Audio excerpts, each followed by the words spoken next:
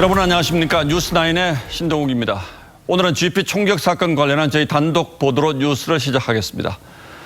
북한이 우리 군 GP에 총격 도발을 한 지 닷새가 지났습니다만 북한은 아직 아무런 해명도 설명도 하지 않고 있습니다. 그리고 우리 군은 여전히 북한의 총격이 우발적이었다는 입장을 유지하고 있습니다. 그런데 저희가 총격이 벌어진 직후 군 수뇌부가 어떻게 움직였는지를 알아봤더니 정경두 국방장관과 박한기 합참의장이 2시간 사이에 3차례나 작전 회의를 했고 그 결과 북한에 보낸 전통문에는 추가 도발 시 모든 게 북측의 책임이라는 내용이 담긴 사실을 확인했습니다.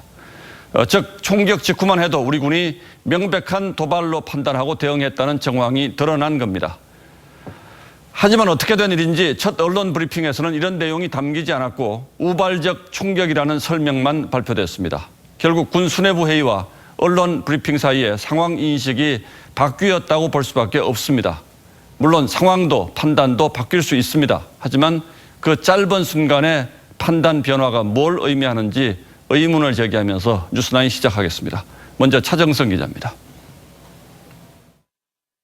국방부가 오늘 국회에 보고한 GP 총탄, 피탄 상황 보고서입니다. GP 총격 사건 직후 군은 경계를 강화하고 전방 군단에는 화력 대기 상태를 지시했습니다.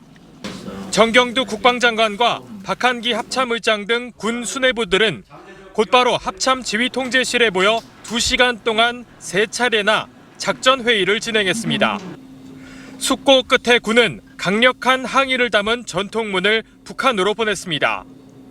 전통문에는 추가 도발 시 북한의 모든 책임이 있다는 내용과 상황이 확대돼서는 안 된다는 내용이 담긴 것으로 전해졌습니다.